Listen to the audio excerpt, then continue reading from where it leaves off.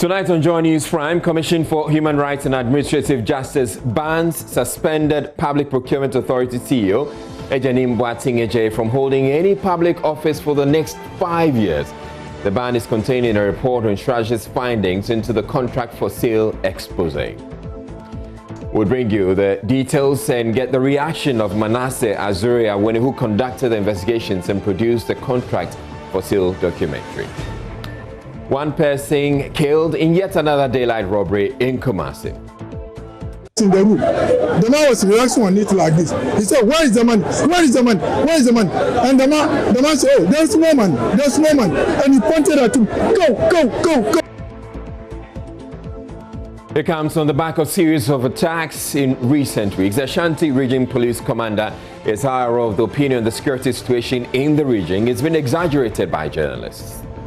You go out and report things as if the city is burning.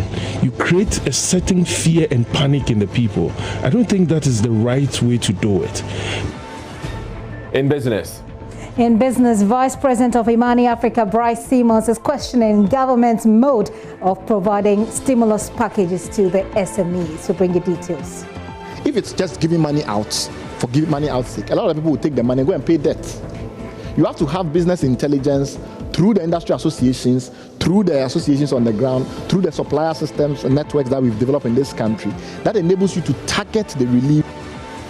My name is Joynews. Joynews Prime is coming to you live from our Fanofa studios at Kukumlemle here in Accra on your digital terrestrial TV, because we are free to air, and also on DSTV channel 421 and GoTV channel 144. Remember, this is a home of independent, fearless, credible, and impactful journalism.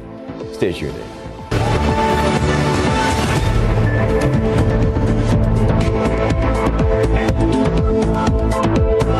Now, one of Kumasi's busiest trading hubs, Alaba, was this afternoon thrown into a state of shock when 6 armed men stormed the enclave, gunned down one person, and robbed a number of shops during the noon Muslim prayers. 4 others sustained injuries in the attack. Police say they've arrested 3 suspects in connection with the robbery.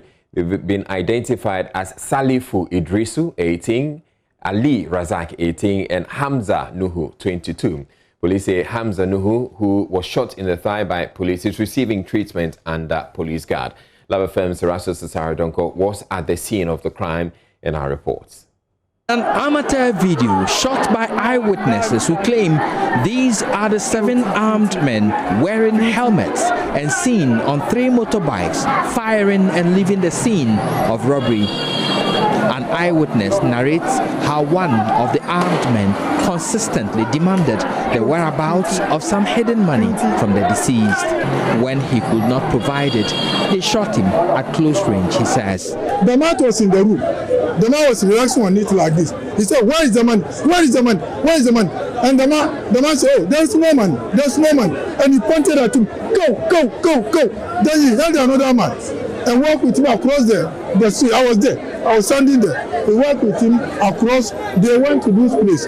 And he was telling the man that, "Sure is where the man is," with force.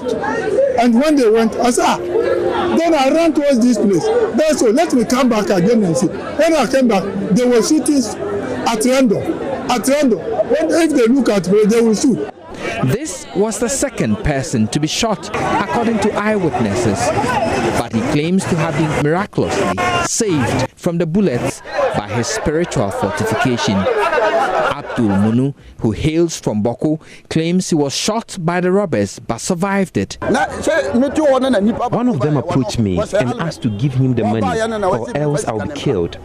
I refused, so he fired the gun several times, but I held one bullet and several others couldn't penetrate, so he took to his heels.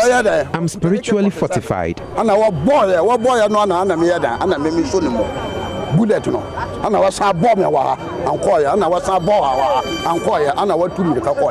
Nephew of the deceased is demanding justice. He works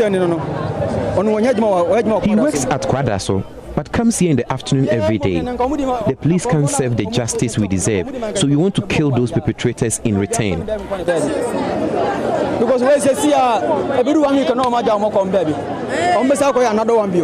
Residents of Alaba are angry. Alaba is not safe. Those perpetrators must be killed when caught. Justice must be served. This is the second time. I feel sad and very uncomfortable. I feel very, very sad. Meanwhile, pictures are imagined to confirm police arrest of 3 of the suspected robbers. Reporting for Joynews, Erastus Asaredonko, Kumasi. So only Thursday, a 62-year-old businessman was shot dead by unknown assailants at Esuadi, close to Mankraso in the Ashanti region. Alhaji Abubakar Sadiq was gunned down while performing ablution for the evening's prayers at his fuel station. Eyewitnesses say 2 of the 4 men fired indiscriminately whilst walking away from the scene. They made away with 3 mobile phones and 300 CDs, which a fuel attendant at the station threw at them. Nana Aljima visited the scene and has come through with this report. Behind me is the frontage of Alhaji's office, where he sat and performed ablution for the evening's prayers. Unfortunately, 2 men approached him and killed him instantly. They shot him twice, one in the head and the other in the neck. Eyewitnesses say 2 of the 4 assailants in nose mask attacked the man at the premises, while 2 others made their way to his home behind the fuel station. 2 of them had guns wrapped in knapsacks. Here is an eyewitness I choose to call Joe. Idea, as my papa, as my lady can say, "Son of mom, the bad idea." And the young I be. I said, "Papa, who say?" I started struggling with one of them after the gun went off in a knapsack. When he saw that go on, he also struggled with the other. The guy then overpowered him, pulled the gun but missed the target.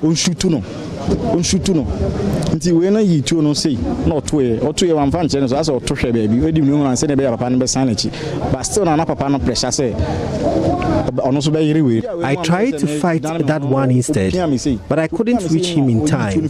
He shot Alhaji twice, and I attempted to flee, throwing the sail I had made at them.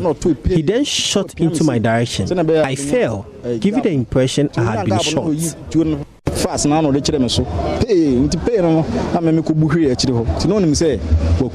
Police have commenced investigations immediately. They are assuring residents perpetrators of the crime will be brought to book. Ahafo District Police Commander, Superintendent Richard Buahin, spoke to the media after visiting the scene for the second time with investigators from the Regional Command, led by Deputy Regional Commander David Ajem. I advised the filling station owners to install security cameras to aid us when something like this happened. But we will do our best to ensure we arrest perpetrators. The Ahafo Southeast District, carved out of the Ahafo South, has only 6 policemen. District Chief Executive Joseph Ajimandapa explains measures adopted to deal with security challenges. This side of the Kumasi-Accra Road records most of the robbery cases on this stretch. So we mounted checkpoints to help the situation. What we want is resident policemen to help those we have here. Many on Thursday gathered here, where he was killed less than 24 hours after the incident, for his burial, according to Islam religion. Mr. Dapa joins others to eulogize the deceased. Alhaji has helped the district in diverse ways. We have a letter addressed to him seeking support for upcoming Farmers' Day.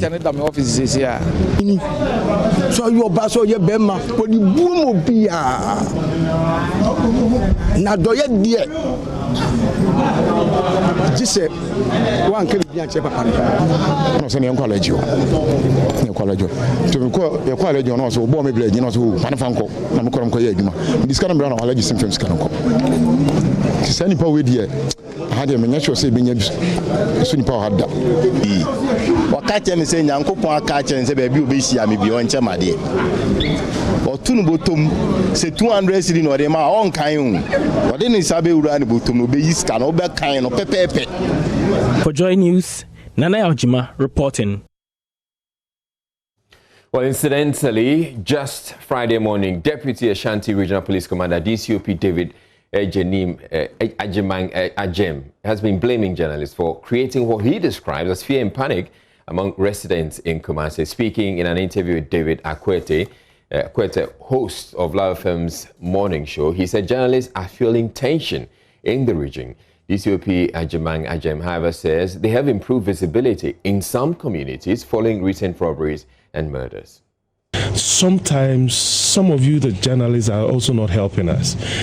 You see, we are in an era where once we go into an election mode, everything becomes sensational.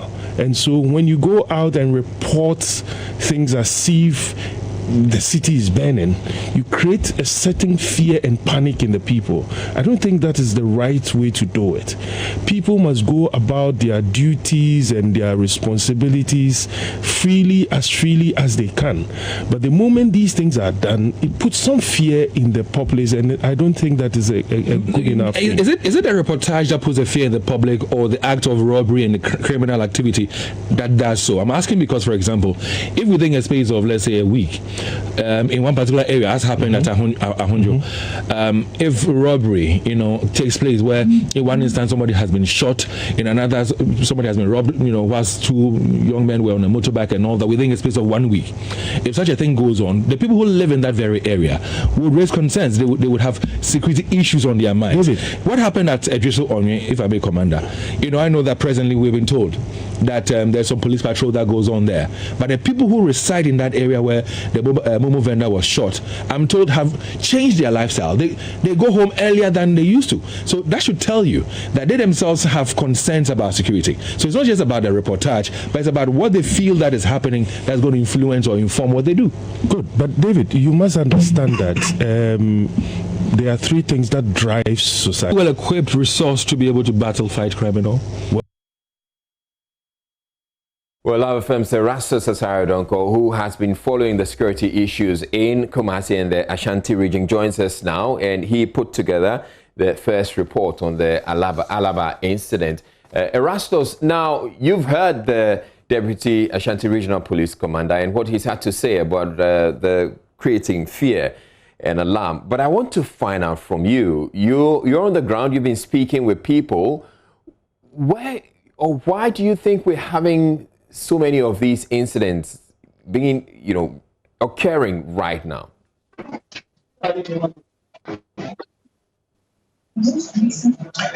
Well, there was a small break there, but if I get your question, you were talking about so I was asking, commanders. Yes, so we can come to the commander later, but I'm more interested in where these reports are coming from and why is it that we're getting a number of these incidents being reported in the last few weeks?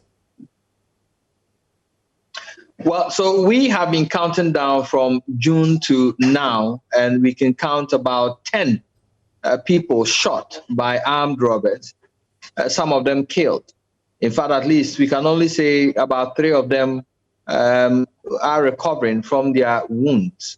All the other people have been shot dead. And we can give you case-by-case account of what has happened from Ampetia down to Ahunjo, and then today at Alaba. And the brazen nature with which these young men, go on the streets and shoot is what is worrying people a lot. So it's not about the media reportage itself.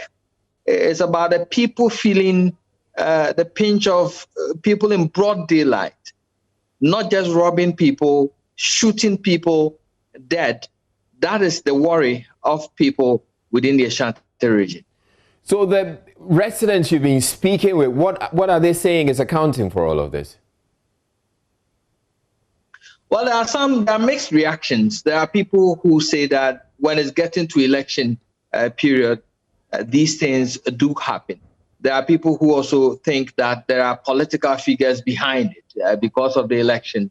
And there are people who think that, there's hardship in the system, and so the young men are finding ways to generate money, and that is what is accounting for this. But there are also people who think that the police are not up to task, or they are not strategizing enough, coming up with new ways of fighting crime. There is no consequence for the action of these young men, and that is why it is emboldening people to come out in such a fashion in broad daylight and be engaging in this illicit business. So you've heard the Deputy Ashanti Regional Police Commander. He has actually been speaking on Love FM, and he has been talking about what the measures they've been putting in place to improve the situation. Is it visible to you? Well, in some areas, yes. When you go to Ahonjo, for instance, they've mounted some roadblocks, and they are constantly checking vehicles in that enclave. When you go to Atinga Junction, for example, they have about 3, roadblocks in there. Police patrols are also visible on the ground in there, but not all the areas we are talking about.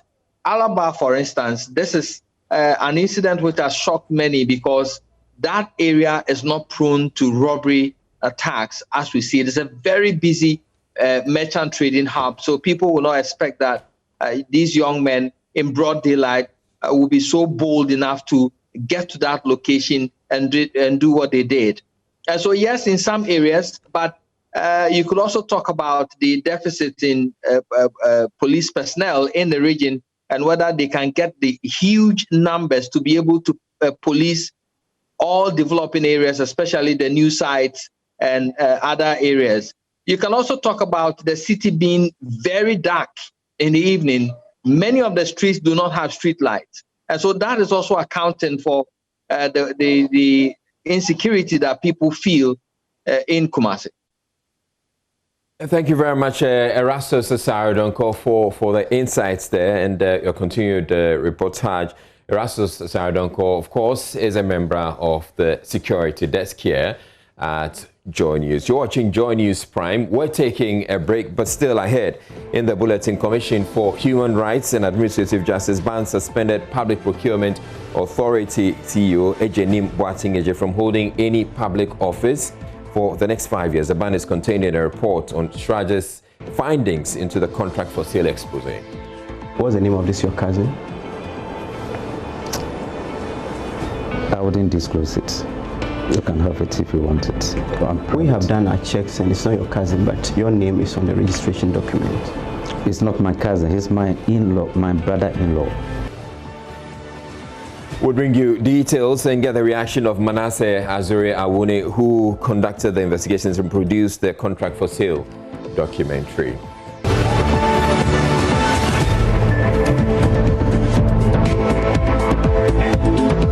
Now, the Commission for Human Rights and Administrative Justice, SHRAJ, has banned suspended CEO of the Public Procurement Authority, Ejenim Boating-Eje, from holding any public office for the next 5 years after I found him culpable of conflict of interest.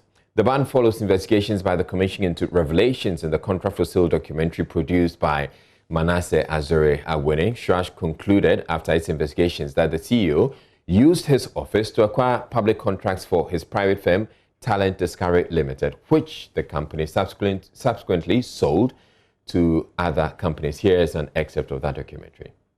Say, do you know of a company called Talent Discovery Limited? I do. Is it your company? No. So how do you know this company? It's a cousin of mine. Okay. We have information that this company has been brought here a number of times for approval, restricted tendering. Yes. Did it come to your attention? Yes. And what did you do about it? Yes, I did declare at the board meeting. You have evidence to show? Yeah. Today? No, it's there. It's in our minutes. Yes, but I'm saying if we want to find out. Yes, it's in the minutes, so you can always find out. Okay. And what's the name of this, your cousin? I wouldn't disclose it. You can have it if you want it. We have done our checks and it's not your cousin, but your name is on the registration document. It's not my cousin, he's my in-law, my brother-in-law. Your brother-in-law, yeah. And what's his name? I will not disclose his name. Francis Ahin. Yeah. And then you are the majority shareholder and also a director. I'm not a majority shareholder. I'm a director.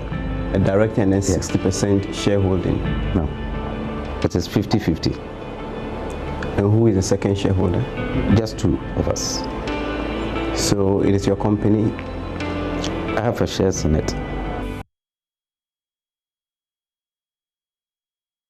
So Shraj investigated the entire episode, and tonight we have the details. Plus, we get a reaction from the man who put together that documentary, Manasseh Azura Winnie. He's on standby to give us that reaction for the first time. He's going to be speaking about it. Now, apart from the suspended CEO being barred from holding any public office for the next 5 years, Shraj, in his report, has asked the president to additionally terminate his appointment. Joseph Opoku-Gakpo has been going through the report and joins me in the studio with more. So, Joseph, you give us some background to this. So it's a very lengthy report, more than 188 pages, published by Shraj in October 2020. Now, in August 2019, that's when this documentary was first aired. It contained various allegations against Mr. Jenim Boateng, including claims that he had been engaged in conflict of interest situations, as well as alleged corruption in the sale of the said contracts, including claims that for those who want to buy contracts from his company, TDL, they have to pay a non-refundable fee of 5,000 cedis, and then additionally, a percentage of the contract sum goes to TDL.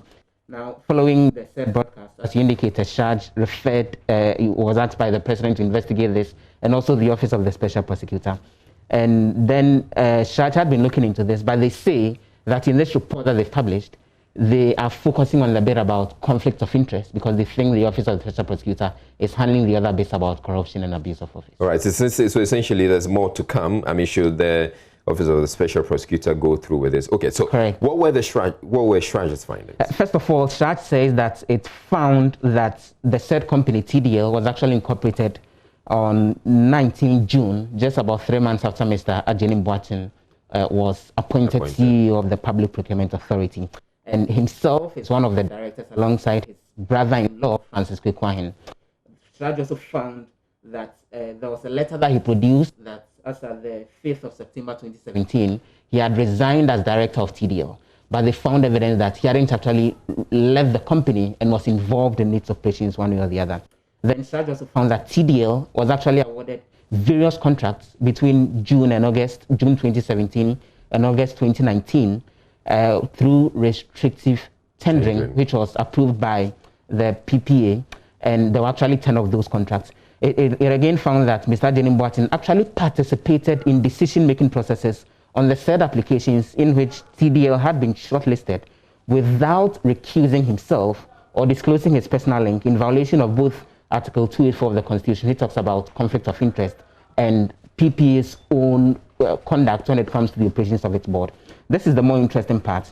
The evidence further showed that Mr. Jenim Boateng, on at least 2 different occasions, used his office as CEO of the PPA improperly by altering the decision of the board to the benefit of TDL, which is a company that he had personal interest in. Right. And then the Shraj again found that there was the said claim of sale of contracts. And then some figures were thrown in as far as this particular issue is concerned. Shraj says it found evidence that there was actually movement of large volumes of cash through Mr. Jenim Boateng's accounts between March 2017 and August 2019 in excess of his known income. And then they went on to give the details. So, for example, there was an amount of $516,000 that went through his Stanbic Bank account. $516,000 through his Stanbic Bank account. Again, through Stanbic Bank, there was an amount of 3.83 million Ghana cedis that went through that account. And there was another 54,500 euros that went through another Stanbic account. And then there was a UMB bank account that an amount of $110,000 went through. And Shraj says that Mr. Jenim Boateng could not offer any satisfactory explanations to the source of that huge volume of cash that actually went through the said account in question. And so they are concluding that there is evidence that he had put himself in a position of conflict of interest in the performance of his duties as CEO of the PPA, and they think that he strongly abused his office when it comes to the trust reposing. So what are the sanctions Shraj has directed? So they are, Shraj has come to the conclusion that he's unfit to hold public office and is therefore disqualified from holding any public office for the next 5 years. So Shraj says it's directing various state institutions that they shouldn't engage his services over the next 5 years as far as any appointment is concerned. And then Shraj is also asking the president to terminate his appointment. You know, he was suspended and there's now an acting CEO. Now Shraj wants that appointment terminated completely. All right, thank you very much, Joseph Opoku-Gakpo. But it was only yesterday, Thursday, at the Bar Redu Memorial Lectures that Manasseh Azuri, investigative journalist, he was speaking there, and he indicated that indeed the suspended CEO of the Public Procurement Authority was still drawing a salary. He joins us. Manasseh Azuri when he joins me via Zoom now. Now, Manasseh, what is your reaction to all of this? I'm sure you must feel vindicated. Well, I think I've always felt vindicated, because when you do your story and they deny, you know the facts. And sometimes you even know what goes on behind the scenes before they come out to deny. But I'm happy that a state institution has gone into it and also corroborated what I found when I decided to investigate this case. So generally, I'm happy that something has been recommended, and then we will be waiting for the president to act on these recommendations. Now, I know it's a pretty voluminous report, and I don't think you've been through all of it. Or have you been through all of it, and what do you make of it?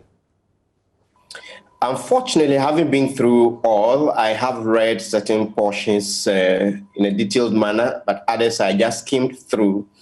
But what my initial reaction is that Shraj did a very thorough job and needs to be commended, because they really got to all parties involved and dug very deep. And I think Shraj deserves a lot of commendation for this job. The investigators at Shraj, they did quite a good job. All right, and again, it was just yesterday at the Baredu Memorial Lectures that you were lamenting the inaction when some of these reports come out. You should be happy that Shraj has done a thorough job, as you're saying. Yes, I'm very happy, but there is another part that is also left. The criminal investigations part of it, which we are expecting from the Office of the Special Prosecutor. So the president has done his part by referring the matter to Shraj and the OSP. Shraj has done his part. We're now waiting for Martin Amidu to come out with his report, because this has been very long, and I heard somewhere that he had some evidence that is even more damning than what Shraj has presented. So we will be waiting to see what Martin Amidu arrives at, and whether or not he's even done some work on this. So we should also be finding out from his office, because that office is there to serve the public or the people of Ghana. So his is still left, and we should follow up. All right, thank you very much, Manasseh Azuri. There's a lot more we can talk about this particular report, but we do not have the time right now. But certainly we'll come back to that conversation. But thank you very much, and a great job done there. That was investigative journalist Manasseh Azuri who put together that documentary, Contracts for Sale documentary. And thank you very much, Joseph Opoku-Gakpo, for taking us through it. The findings have been published at My Joy Online, so you can get online and get to read a bit more about that. We're watching Joynews. We're taking a break. Up next, we're bringing you business news with Gifty and Apia. Do stay tuned in. And you're welcome to Business. I am Gifty Ando Apia. In this edition, Ghanaian social innovator and Vice President of Imani Africa, Bryce Simmons, is questioning government's mode of stimulus package distribution to small and medium-sized enterprises. The National Board for Small-Scale Industry says it has disbursed funds to small businesses in the midst of COVID-19. Mr. Simmons, however, says the initiative lacks business intelligence. He thinks government should rather focus on funding specific projects of these businesses, as this will make the businesses more resilient beyond the pandemic. He addressed the media at this year's edition of the Ghana Business Summit on the theme, Impact of COVID-19 on Business Sustainability, a review of big businesses and startups. In the last quarter under review, the second quarter, the government was spending more than twice what it was raising in taxes and other revenues. So what has been obvious is this extraordinary capacity to spend. The question we are asking is, are they spending on things that structurally changes the fundamentals such that they don't have to continue to assume that they can borrow and spend going forward? So if, for instance, you decide to give a lot of money to SMEs, what is the business intelligence and the data that is driving the selection of particular SMEs because they are connected to the relief? If it's just giving money out for giving money out's sake, a lot of people will take the money and go and pay debt. You have to have business intelligence through the industry associations, through the associations on the ground, through the supplier systems and networks that we've developed in this country, that enables you to target the relief, not to general cash injections, but to fund specific projects that these businesses are engaged in. So I was surprised when all the packages that were designed were purely cash transfers. So we're just giving you 3,000 go, you 5,000 go. That's not how you do these kind of things. You have to figure out what kind of investments these particular companies can make to make them durable and fund those investments. So if, for instance, it's machinery that particular companies need to increase their scale, provide grants that sort out this machinery. There are suppliers in this country. You can say, look, here's a supplier database. If you want machinery from this up to this amount, we will subsidize. But you just distribute cash in a crisis time when everybody is short of cash. How many people are going to put that back in the business? So I don't think that when we come up with these policies and these programs, there is sufficient reflection of all the pieces. Bryce Simmons there speaking against the wholesale distribution of monies. He wants specific projects to be targeted. Now, some minority members of parliament are demanding a reversal of processes for government to acquire Airtel Tigo, insisting this decision is not in the interest of Ghana. Kumungu MP Ras Mubarak, who serves on the Communications Committee of Parliament, says government has no business acquiring a company that is making losses and has liabilities of almost 1 billion Ghana cedis. He says there are better alternatives to protecting jobs than for government to take over the company. He also adds that government should not be taking such a major decision only a few days to the next election. Government has showed gross disrespect to the Ghanaian public. I am disappointed that Ghanaians had to hear this first from India, by virtue of the fact that Airtel is listed on the Indian Stock Exchange, and by Indian law they are enjoined, they are required to make such things public. So the news broke out in India and it filtered through into Ghana. A couple of days after news broke out, government has still not respected Ghanaians enough to tell us what it wants to do on behalf of the Ghanaian public. And I think that is completely unacceptable. And I think that we should demand nothing short of a full disclosure on details of the deal. Because you are acquiring a company that is not doing well, a company that is on its knees on behalf of the people. And in doing so, the people have a right. And you as government have a duty to let the people know what the details are. But let's get into some very specific issues. We all know that the marriage between Airtel and Tigo wasn't really going well, for which reason both parties, Airtel was very unhappy, Tigo was very, very unhappy. Now government going in to acquire 100% shares means that government becomes a referee through the National Communications Authority and a player, and that brings about unfairness in the field because there are other private sector organizations who are doing business. If government is to be the referee at the same time the player, they may end up nudging other companies out of business, and that could result in job losses, that could result in collapse of businesses. Now you also have, that's exactly why they say they are, I'll get to that. You also have a situation where government at the time they sold off Ghana Telecom indicated to the good people of Ghana that government had no business being in the telecoms industry. If government has money to buy the liabilities, to buy Airtel and also to take care of the liabilities of Airtel Tigo, one would expect that they would first deal with the situation at hand, which is to fulfill its contractual obligations with Vodafone, inject some capital so that Vodafone can expand and grow, and by expanding and growing they can employ more Ghanaians. They haven't been able to do that. Member of Parliament for Kumungu, Ras Mubarak there. Meanwhile, a telecom analyst has been justifying this decision by government to acquire the 49% shares of Airtel from Airtel Tigo following the announcement by the company to exit the market. Country Director of COTS Ghana Apia, Kusi Adumako, says government considered the economic implications vis-a-vis job losses over the profitability of the business. Speaking earlier on the marketplace, he said it is in the interest of government not to allow distressed company to go down at this crucial time. Business or any firm would want to come and rescue a firm with huge liabilities on its book. And of course, that's thought to the government. And government also has a public policy rationale for coming in to save the company, to acquire the company. One, already we know that the telecom market is gradually tipping to the side of MTN.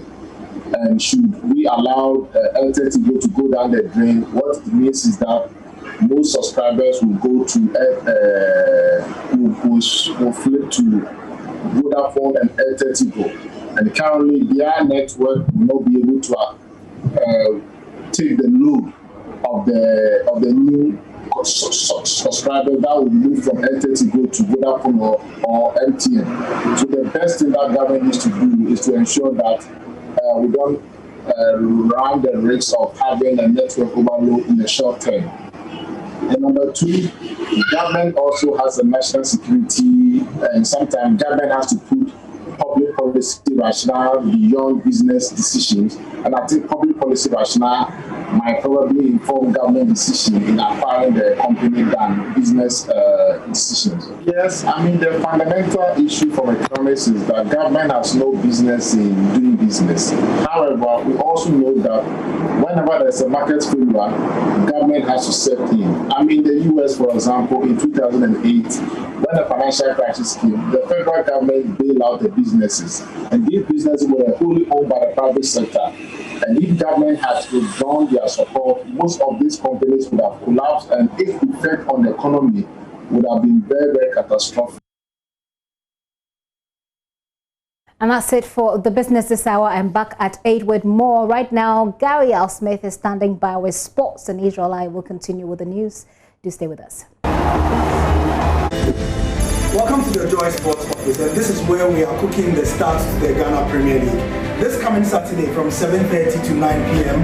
on the Joynews channel and Joy FM, we've got the Transfer Countdown GPL edition. I'm Gary Al Smith and George Adu Jr. We're looking forward to a fantastic show because we've got a lot to talk about. Why not? Quite a number of signings already. Is Asamoah going to join Lagos Cities? And how much really would Lagos Cities be paying for Asamoah? Are the numbers we're hearing true? We'll have to find out that. Kumasi Atlantic well had managed to get in a fantastic Brazilian. How much money did they pay? He has a record of free transfers. We'll be talking about the top signings, the money side. And Gary? Yes, so that's this and this out of the way. We can't do this without you, so we have a show heavy on your opinion across social media and also whatever, if you want to send us WhatsApp messages. So that is the fan opinion, and we have expert analysis from people across the length and breadth of the country who know the Ghana Premier League like the back of their hands. So we end it all with the critical thing, potential starting 11s. How are your favorite teams going to look like when it starts, when the Premier League season starts? How is Arsenal looking like? How is Liverpool looking like? Some of you are looking forward to that tasty fixture on Valentine's Day next year. When Arsenal play once they are Santa Clara. That should be big. But in the meantime though, please join the Joy Sports team on Joy News channel. That's on DSTV 421, GoTV 144, and you can join the stream also on myjoyonline.com. Our YouTube channel and on Facebook also. It's the GPL Transfer Countdown. And it's from 7:30 to 9 p.m. Do join us. Keep it.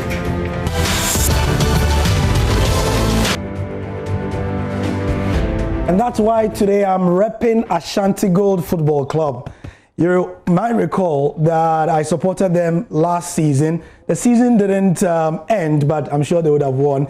So join us tomorrow as we follow that one as well. Anyway, In the last couple of hours, Black Stars head coach CK Akono has named a 23-man squad for the next month's 2021 AFCON qualifiers against Sudan. It will be played in Ghana and in Sudan. Now, the big news is that Chelsea left back Baba Abdul Rahman, FC Metz defender John Boy, and China-based Mubarak Wakaso have been called up. Also making a return to the team are Columbus Crew right back Afol Harrison and Crystal Palace winger Jeffrey Schlupp. Here are the list of players for the next month AFCON qualifier against Sudan. For the goalkeepers, we have Richard Ofori, Orlando Pirates, Razak Abalora, Asante Kotoko, Lawrence Atizigi, St. Gallen. The fullbacks, Baba Rahman, FC Chelsea, Gideon Mensah, Guameres, Harrison Afo, Columbus Crew FC, Anam Benson, Zilina FC.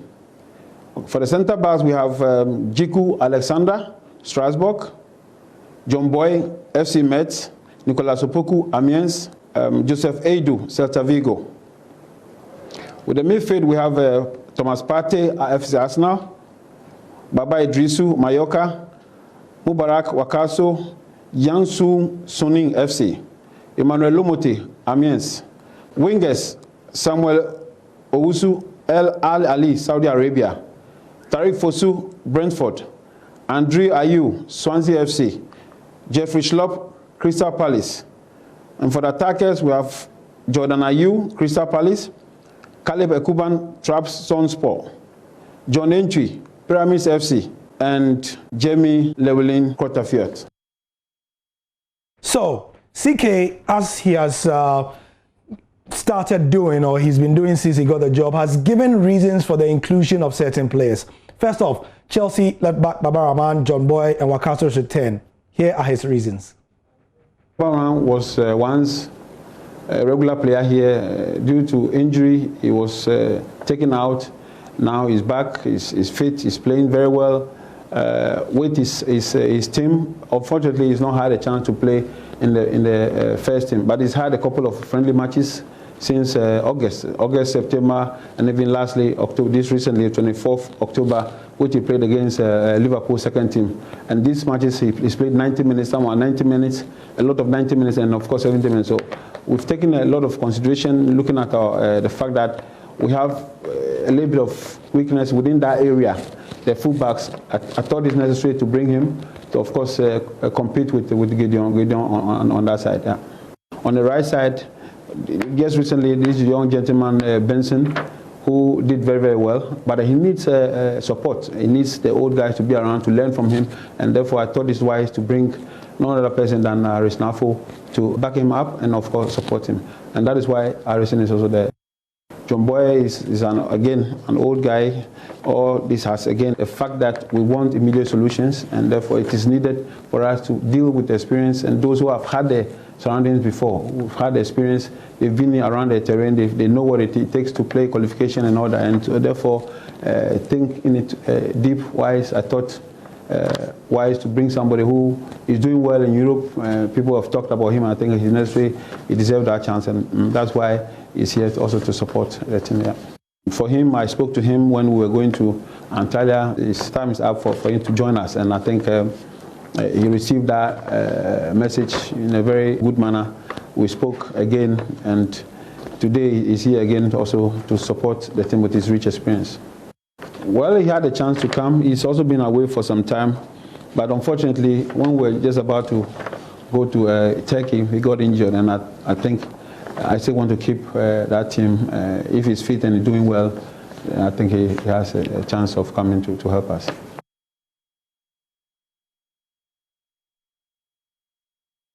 Nice one. So that's CK Akono's reasoning there. Anyway, before the Black Star stuff, we have local football dominating our preseason of Ghana Premier League. So if you go to our Instagram, we are reminding you that our show is today. The GPL Primer is tonight, the Heart of Oak edition. Only Heart of Oak stuff today. And trust me, to be good. 10 to 11 p.m. today. Next week will be Kotoko as well. I'm Gary Alsmith, and that's the sport. I'll be back on the other side of it.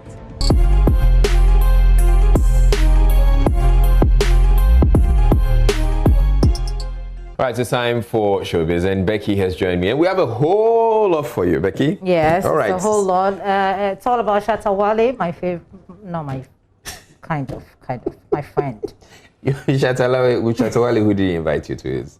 He didn't. So I asked him today, why didn't you? He said, your family, why didn't you just show up? I said, you can't just show up at somebody's party. He's lying, I know. Don't worry. Okay. But something very interesting happened here at the multimedia group 2 years ago. 2 years ago, a fan of Shatta Wale came around. He had tattoos, you know. Shatta Wale tattoos. Tattoos on his back, and we had an interview with him. I would like you to see that interview. When we come back, I'll tell you the rest of the story. All right. 2013, when he arrived from Jamaica, that's okay. That was when the first I saw this guy picture on my teletop, then something came to me, say, wow, what is shocked? Yes, I was shocked. I said, who is this, a Ghanaian? Then I said, well, I have to trace this guy. So I'm a driver in Newtown, so I asked this guy, who is this? They say Shatta Wale. I say, formerly called Bandana. And I said, yeah, okay, is he the guy? That said, yes. So I started following him. I normally go and download his tracks, come and play in my car. Gradually, I get a TV. Gradually, I fall deeply in love for this guy. You also have a tattoo of Shatta Wale at your back. Can we see that? Yes. How much did you spend on this tattoo? There's 2.5 old Ghana cedis. Without Jesus Christ, I had here. Then I had Shatta Wale. The rest is nothing, because when you do something, you have to remember that you never regret. Today I'm regretting something, but this is what I will never regret, because Jesus Christ with Shatta Wale is something I devote my life for. So whatever you talk, I don't mind. So the whole motivation is to meet Shatta Wale, then what? I don't need nothing. The day I meet Shatta Wale, the following day I work from Newtown to Accra free, 6 to 6. That's what my aim. That is the last aim I will do for Shatta Wale.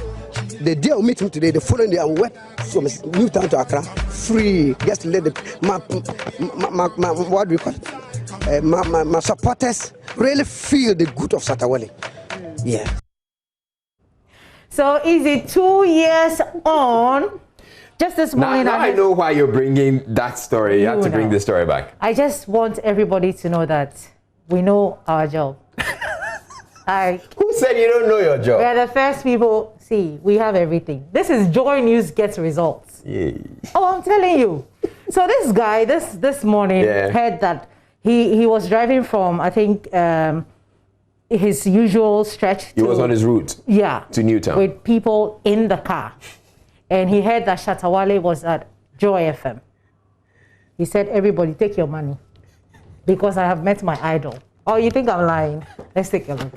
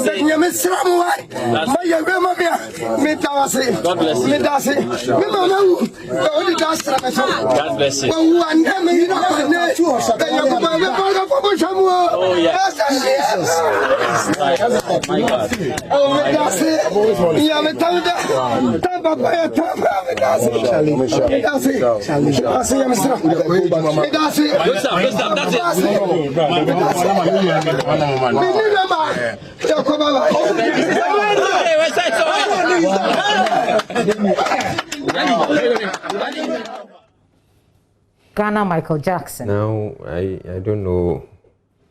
It's on another level. I'm telling you. This people are stars in. Yeah. Do you have anybody tattooing your even eye? If the eye of the Israel. If they have, I'm not aware. They haven't told me. Okay. We'll find somebody.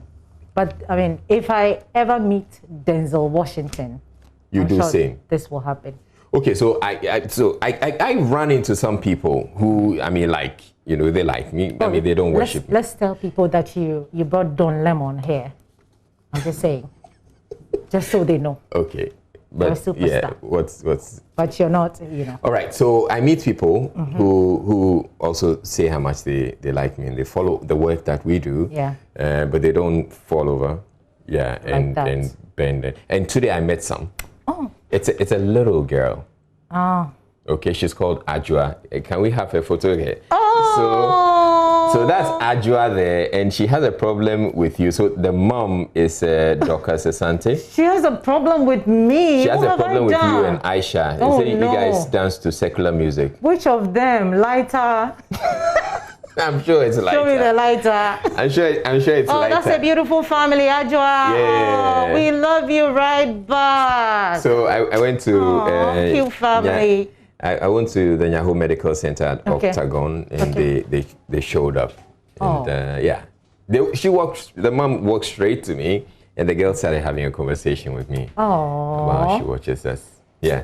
All right. So what else do we have? Should we give them? Well, Should we give them what? You want to give them your phone? Not this evening. Can we move on from this story and move Okay. on? So, because the fun love took the shine away from the actual thing that Shatawale came here to do. Okay. Which is talk about, you know, GH Unite and also unity in the music industry. So he says that the only way we can move forward, or the only way the industry can win together, is being united, everyone coming together and supporting each other. Shatawale. That is my problem, and I've seen that. No, it's not about the people or in the country. The attitude towards our work is very poor. It's very, very poor. And like, you know, when I see that, I go like, hey, Junior, fine. Kilewele to fry at the junction at least. No, I'm thinking about certain small business. I don't want to even think about, because recently my mind was bossing me. I need to sell my car, like 2 of them, to buy a house. It's bad. Like it's so sad for me. Like this FDA, this bets thing you are talking about. I want to fight for it, but it's Sakodi ready. It's Stonewall ready. It's Samini ready. It's Ifia ready. It's Becca ready. You know, Candy, I like to share my mind, like my ideas to these people, for them to know that it is for the bright future. But you don't see it. For instance, if these people say they are ready, I say, okay, then leave the talking for me. I will face these people myself, so we solve the problem. So they will back you up. Yes, me, I just need that. Me, I don't need like backup. You know, because the bullets that maybe I might receive for funds, I might need backup. So if you go there and maybe police are coming, they'll go, we will let you take Shatawale. But me kwakwe na me nkwa 6 years since I am na me da ho and the dey bia na pa na the brother breme Shata be yi wa nya me be 6 years me ba na me di 59. And how can I jump at stadium? Selling carbon with Shata, you are old. No, I can't do that. So I can't race. So it's a message I'm sending to my colleagues. I love them so much. They see me complain so passionately about this industry and its problems. They should learn how we can unite, so we fight a certain cause to change our future. Okay, so Shatawale can be a comedian sometimes. Oh, he is. He a can comedian. get quite humorous, but he also. Let me tell you a secret. So one time I called him about the Exim Bank issue, and he said, "See, you know that me. I want to become. I'm a comedian. I like comedy. Let's talk about comedy and stop talking about Exim Bank." He's a comedian. Yeah, but he makes sense. Yeah. I mean, some of the things he said. I mean, the fact that they need to come together. Yeah, it's true. It's true. If they have to win, they have to win together. Easy. Let's wrap up with Kelvin Boy. Yeah. I told you about his album, so we went for the album listening. All right. And here is all you need to know about the Black Star album. Bringing out a first body of work from me that is Afrobeat for the first time in Ghana, the artist that is bringing out an album, a project that is full Afrobeat. So I wanted a touch of Ghana there, and I wanted to put Ghana on the map. And if you hear Black Star, Ghana comes in mind. And then right now when you go to Google and you Google Black Star, you see football players and Kelvin Boy. You understand? So to put Ghana on the map, and then I believe blacks are stars. So the Afrobeat agenda, everything, I feel like the Black Star was the perfect title for it. You understand? So it's in your head already. Even our ancestors are very glad because I can see the power of the name now, how it's working, how everybody is like vibing with it now. Everybody is like accepting the name Black Star. Today I googled Black Star and I saw Ghana players and myself and nothing else. Black Star album is out. Go get it. E-Vibes shows tomorrow on Joy News, and on Sunday on Joy Prime. Right. And the presidential. Okay. We always remind people. All right. Thank you very much, Becky, for coming through. Anytime. Bring us showbiz. We have more news coming up. Do stay tuned in.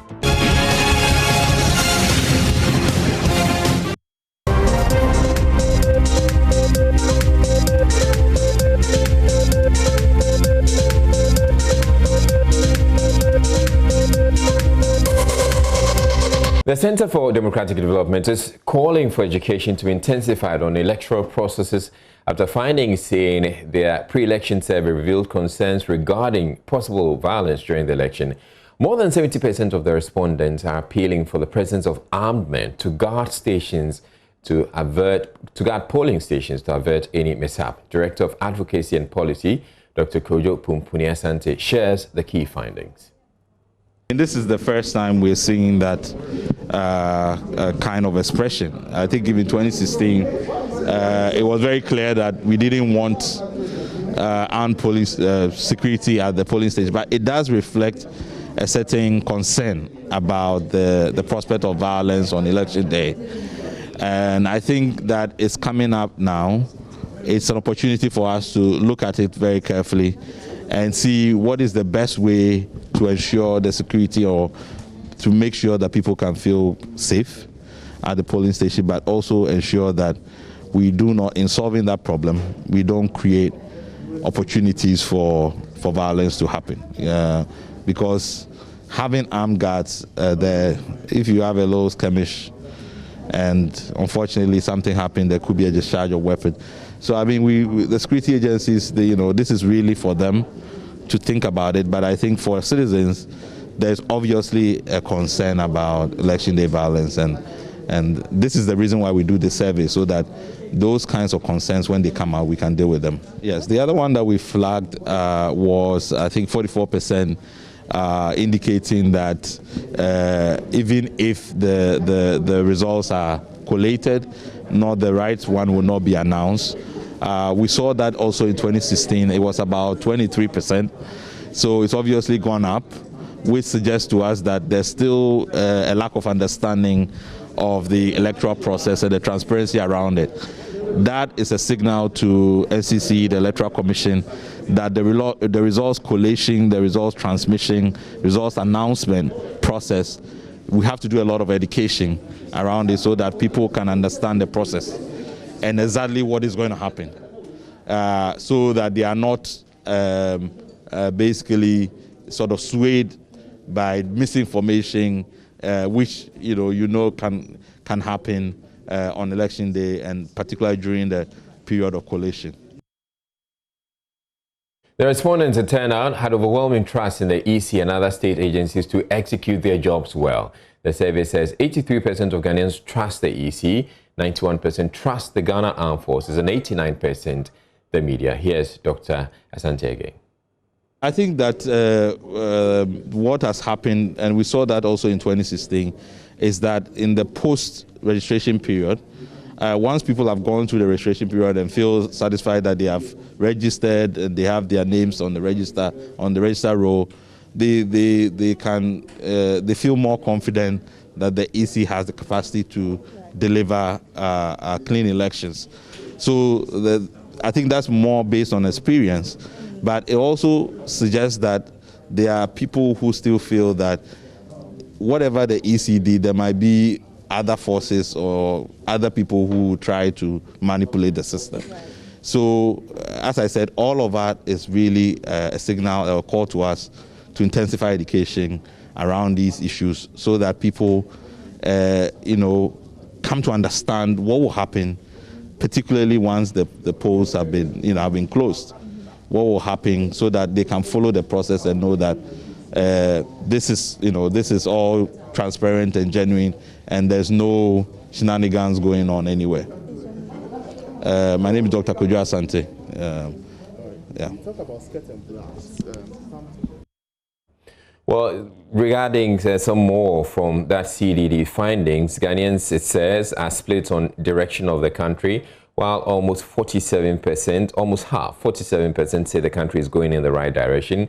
The same proportion say the country is heading in the wrong direction. That's all in that report, and that report is available at my Joy Online. You can go and get to read a lot more on that. Staying with the election campaign trail, the Convention People's Party has outdoored its 2020 manifesto with a promise to freeze ex gratia for Article 71 office holders and return Ghana's economy to the path of success. For the CPP flag bearer, Ivor Greenstreet, a vote for the MPP and NDC will lead the country nowhere. There is more in the following report by Kweku Asante. Ghana's oldest political tradition, the Convention People's Party, launched its 2020 manifesto today. Themed Rebuilding Ghana by Restoring Trust in Government, the CPP believes this is the surest way to put Ghana back on the path of progress. Here is chairperson of the CPP. We've gone from the right and left of the country, and we've spoken to the electorate, and we understand the plans and the feeling of the electorate, especially the youth. The youth can't get jobs. The parish in whose produce gets rotten on the farm. Ivor Greenstreet is a flag bearer of the CPP and is making a second attempt at the Ghanaian presidency. He is urging Ghanaians to vote for the CPP. According to him, voting MPP and NDC over and over again and expecting different results is insanity. Trying the same thing over and over again without success and expecting a different result is the definition of insanity. We have tried the NDC and MPP on 7 occasions since 1992, and neither party has lived up even to our most reasonable expectations, let alone their grand promises. It would be irrational for us either to try the NDC or the MPP again and hope for any other result than the same disappointment and delusionment. Enough is enough. But the CPP has big ideas for the country. Ivor Greenstreet outlined a number of promises contained in their manifesto. I want to share with you some 10 brief points taken from our manifesto, which will guide you to the kinds of change that the Convention People's Party intends to bring to our beloved country. Under governance, we will take another look at this constitutional review process. We will freeze all Article 71 ex gratia payments pending a review. We will immediately implement the right to the information bill. We will freeze the sale of all government property to civil servants and public servants and political appointees. Onzi Nkrumah is a national executive member of the Convention People's Party and does not believe the exit of Samia Nkrumah from the party will have any effect on the party's fortunes. It is very unfortunate, but it is her loss because CPP will always outlive us. We will go to our way, we will die one day, but there will always be Ghana, there will always be a CPP. So if she chooses to leave CPP, I'm very sorry. I tried several times to reason with her and persuade her to come back, but she's a grown-up person, and politics, like religion, is a matter of personal choice and personal freedom, and I respect her choice. I wish her well, but that will not stop CPP. We have lost many, many, many members over the years that were tempted or that were seduced by the other parties, by appointments, by monies, by very wonderful offers. So it's not new to CPP. The CPP is calling on Ghanaians to give the NPP and NDC an electric shock in this year's election. They have been demonstrating this today. Total support. Number 4 on the ballot. That's right. So we are going to count from 1 to 4. And on number 4 on the ballot, I am going to apply 240 votes into these two, NDC and MPP. Are you ready? Yeah. 1, 2, 3, 4.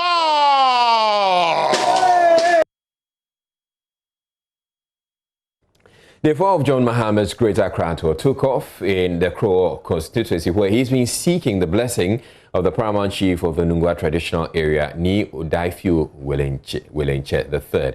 He visited 3 other constituencies in the region. As part of today's tour, he lamented that various projects started under his administration have been abandoned by the NPP government, and he reiterated his commitment to completing all those abandoned projects if he wins the election.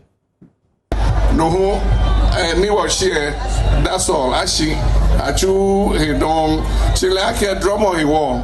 And this back we say neighbor. When you were channel.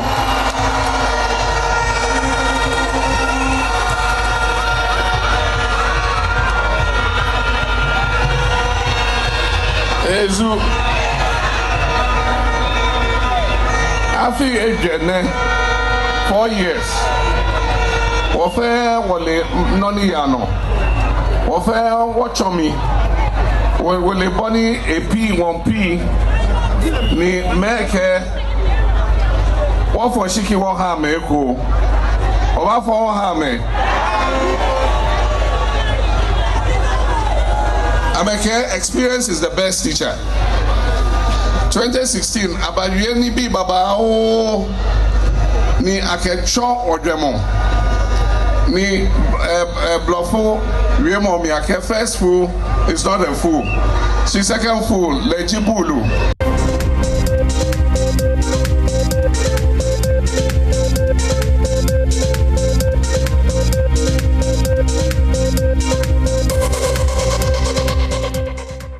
Now, science is so powerful and must not be taken as a means to an end. That's according to the National Science and Maths Grade Mistress Dr. Elsie Efa Kaufman, who is also an academic and a biomedical engineer. In a yet-to-be-aired interview on PM Personality Profile, Dr. Kaufman explained that science students must be giving a strong foundation whilst making the subject exciting at the same time. It's one of our biggest challenges. The purpose has been for a very long time to go through the education system, get a certificate at the end of it, and then go and demand things. Okay. Because they have been through a process. Yeah. Okay. I think that's misdirected. Okay. Science is so powerful. Yeah. There is so much you can do with it, and there are other places where this power is seen. Mm-hmm. If you only take it as a means to an end, that certificate, that is when we wind up with the situation that we are in right now. So we need a strong foundation, and while we are giving our students the foundation, we should keep them excited about it. The full interview airs at 9 p.m. on the Joynews channel. Make a date. That's just about 30 minutes from now. We're taking a break to bring you more business. Do stay tuned in. Some more business. I'm Gifty and Opia, and the World Bank Board of Executive Directors has approved $250 million from the International Development Association to support the establishment of the Development Bank of Ghana, DBG, to increase access to long-term finance and boost job creation for 10,000 enterprises in key sectors, including agribusinesses, manufacturing, and high-value services. Now, the DBG will finance multiple interventions to attract private sector financing for credit-constrained MSMEs and small companies based in Ghana.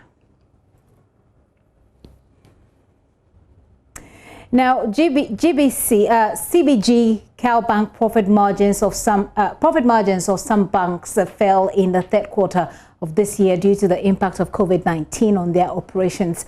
Consolidated Bank and CAO witnessed some dip in their earnings, though Societe Generale recorded a marginal increase in profit. Charles Nixon Yeboah has been analyzing the unaudited financial statement of these banks and has more. Consolidated Bank Ghana and CAO Bank witnessed some drop in their income as earnings fell by 68% and 3% respectively in the first 9 months of this year. There were mixed performances from the various income lines as Consolidated Bank grew its fees and commissions but witnessed a decline in its trading income, indicating very little activities with regard to export financing and foreign transfers during the period. CAO Bank also registered a drop in fees and commissions because of the low activities in loans and advances during the period, but its trading income more than doubled. Both banks boasted of a strong balance sheet, that is assets and liabilities, with Consolidated Bank registering a 7.9 billion cedis worth of customers' deposits.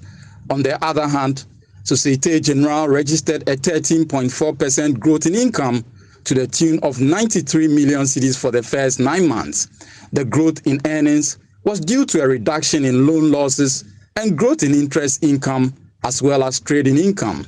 But its cost-to-income ratio, a measure of cost in relation to income, was relatively high. For the stability of the three banks, all the financial soundness indicators were pointing to the right direction as non-performing loans were low, far below industry average of about 14%. They were highly liquid and robust as customers can easily redeem their savings and investments. Charles Nixon Yeboah with that report there. And the Ghana National Chamber of Commerce and Industry is urging government to introduce a tiered taxing system for small and medium-sized enterprises. According to the chamber, these enterprises are being overburdened by an unfair policy environment, a situation that hinders their resilience. The Chief Executive of the Ghana Chamber of Commerce and Industry, Mark Bedu Abuaji, spoke to Joy Business at a stakeholder workshop organized by his outfit. More in this report. The chamber has come up with 9 indices, which variation will determine whether or not policies, initiatives and programs that have been churned out by the government are helping businesses.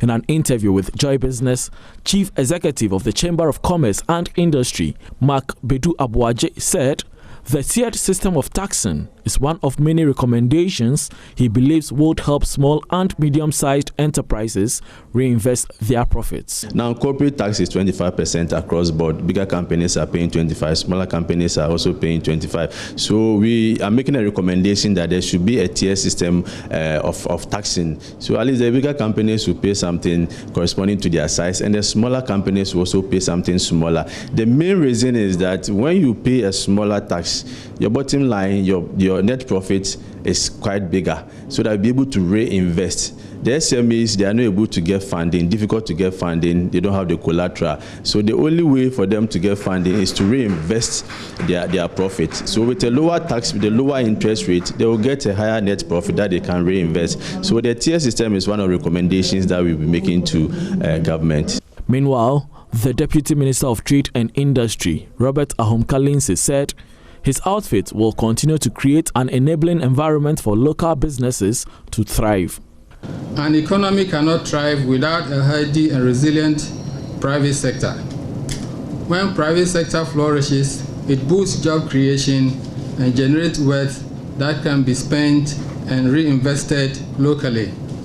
As a government that cares about the socio-economic well-being of its citizens, we are actively engaged in supporting the private sector through creating an enabling environment for trade and investment.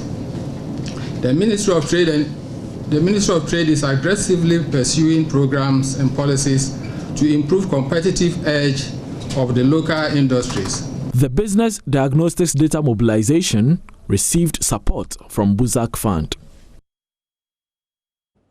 And business incubators and accelerator programs are gaining attention as potential drivers of entrepreneurship in Africa, the world, and Ghana in particular. First Code Management Services has therefore organized a workshop for business incubator managers in Ghana to support and create partnerships for funding and investment. There's more in this report. The objective of the workshop is to strengthen the entrepreneurial management and support activities of business incubators and accelerator programs in Ghana. Ken Kujosafo is managing partner of First Code Management Services. Yes, I think we're making pretty good progress. The resource persons we've had from the various institutions, especially from public stakeholder institutions. The First Code Management Services is actually not an association or a group of companies. It's basically a private sector company that provides professional support services to startups, SMEs, and companies of all likes. And so our doors are open for incubators, for innovation hubs, accelerators, and any other business that thinks that they need our support services. What we try to do is that we get people to focus on their core businesses, and then we help them with their support services. Support services by way of corporate secretarial services, regulatory compliance services, accounting services, and then research-related activities. So together to achieve a common cause, and the government support to go a long way to also impact their activities. Meanwhile, Director of National Entrepreneurship and Innovation Program, Franklin Owusu-Kakari, said supporting startups was very necessary and that his outfit has given some funding to some incubation hub. Well, you know, supporting startups is not just all about money. It involves a lot of multifaceted approach to be able to support all-round startups who will be able to stand the test of time without failing. So there was a need for us to provide them with technical support for the startups, for training, for a number of other logistical support. And in order to do this, we partner with the various incubation hubs in Ghana to deliver a tailor-made capacity building program for these startups to grow.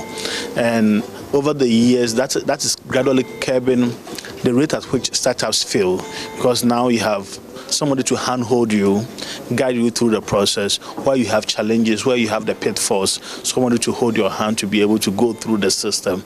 And that has been done within the last 3 years. And we came to meet a few hubs that were working in Ghana. Today, we can talk about close to 85 incubation hubs, all working across the 16 regions in Ghana to support startups in Ghana. And we are giving them, apart from giving funding to the startups, we're also giving some form of technical support and also some funding to the incubation hubs to support these startups to grow. Also, Senior Manager of Advisory at Exim Bank, Frank Obin, said the bank was available to give advisory and financial support to SMEs. He highlights some measures put in place to help SMEs. Ghana Export-Import Bank will provide capital, that is loans to businesses, both large corporations and then SMEs. Okay, so we have an SME department that is dedicated to providing the necessary support in terms of financial support to SMEs. We also have an advisory department that backstops what the SME department has. So we provide advisory services in terms of how to manage your business. If you want an advice on how to do your business plan and some of the regulations that you need to abide by in running your business. So we have these two complementary services at the bank to help grow SMEs within the country. Although we are an export-oriented institution, we believe that we need to groom the SMEs from domestic before they can become export-oriented.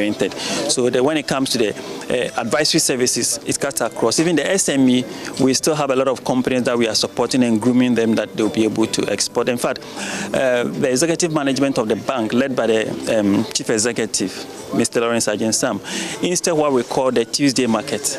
And the brain behind that was that he wanted to expose these businesses to the general public. There are a lot of people doing fantastic products in Ghana, but no market because we don't know them.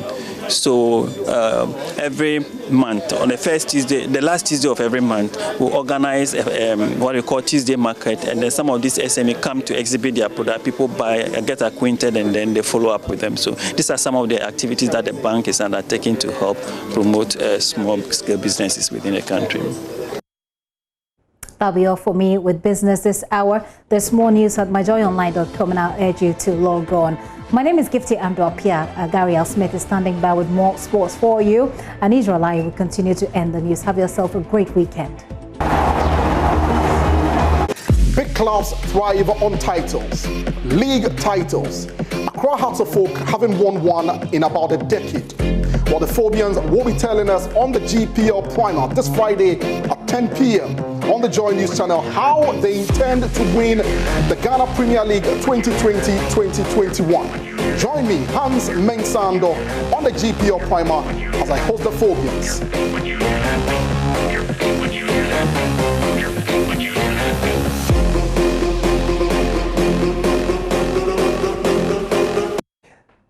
I wish I could tell you what will be the running order for that show, but I've been sworn to silence. But you should be tuning in 10 to 11 p.m.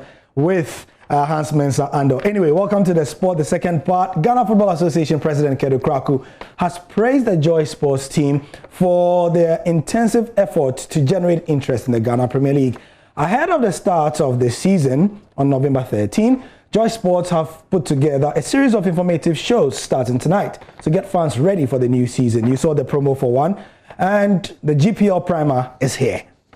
I'm happy about this development. Again, it points to the creativity and the passion levels that you have at multimedia, and the fact that you always want to be one step ahead of the entire nation. Our Football Association will be very supportive of this. Our clubs are very busy. Naturally, the Ghanaian, in quote, loves to do late deals, especially in the football industry. And most of the clubs in the Premier League, in Division 1, and even in the Women Premier League are very active. I know of a few clubs who are going to make big announcements soon. And no, you're not coming from Dream Services, so don't worry. So let's be on the lookout, and I'll be listening, and I'll be watching the multimedia platforms for the exclusives. Yes, indeed. You can get it also on DSTV 421, GoTV 144. The Ghana Hockey Association intend to organize their first competition after the easing of restrictions on contact sports in February next year. This was revealed by the head of communications for the association, Reverend Lumomeno, in an interview with Joy Sports. Following the outbreak of COVID-19, sporting activities were halted as protocol to stop the spread of the virus. Sporting federations, including the Ghana Hockey Association, were unable to organize events to keep their athletes active. Head of Communication, Marketing and Sponsorship of the Ghana Hockey Association, Reverend Lumomeno, bemoaned their inability to execute their lofty ideas. The Ghana Hockey Association has been managing. It's unfortunate, all the sports associations all over the world. I mean, we've had very challenging times. It's unfortunate that 2020, the Ghana Hockey Association was actually planning to do something great. We were going to build about 3 new pitches. We actually have all the equipment in, and we're going to build one in Cape Coast at the Cape Coast University, another one at KNUST, and another one at Legon, just to prop up the game, to boost the enthusiasm and the interest of hockey, especially among the youth, and then the corporate bodies as well. As you know, hockey is a very exciting game. Mr. Lumomeno added that, despite the fact that they were unable to organize events, they intend to start their activities in February next year. We should have hosted Ghana. The Ghana Hockey Association should have hosted 2 major tournaments in Africa. There's one that we call the North-West African Tournament, and 8 countries were supposed to have participated in it. 2 from North Africa, Algeria and Morocco, and 6 from West Africa, Ghana, Cameroon, Nigeria, Burkina Faso, Sierra Leone, and then Cote d'Ivoire. Unfortunately, with this lockdown, we couldn't have it. But FIH and the African Hockey Federation have decided that we should try and host it next year. So the North-West African Tournament hopefully will be held in February, from the 15th of February to the 22nd of February next year. The Hockey Association will construct facilities across the country to aid the development of the sport. Benaya Elom reporting for Joy Sports. Right, so after that, we will be getting ready for tonight's show with Hans Mensah and Obat. After he's done, tomorrow please join us for a live edition, Ghana's first ever transfer window show dedicated to the Ghana Premier League, proudly brought to you by Joy Sports. And this is how we end the sport. I'm Gary Al Smith. Bye-bye.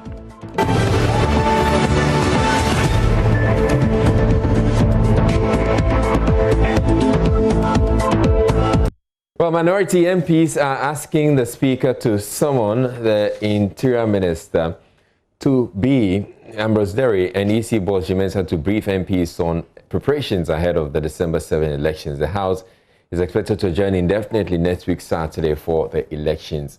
MP for South Doi, Roxin Dafiamekpo, who spoke on the floor, is also raising concern there are too many bills the House has to deal with ahead of the elections. That's one of the things that came up in Parliament today. Right, and that's a wrap for Joy News Prime for this evening. My name is Rolai. Thank you very much for watching, and as much as possible, please still keep your mask on if you're out there in public. Have a great weekend.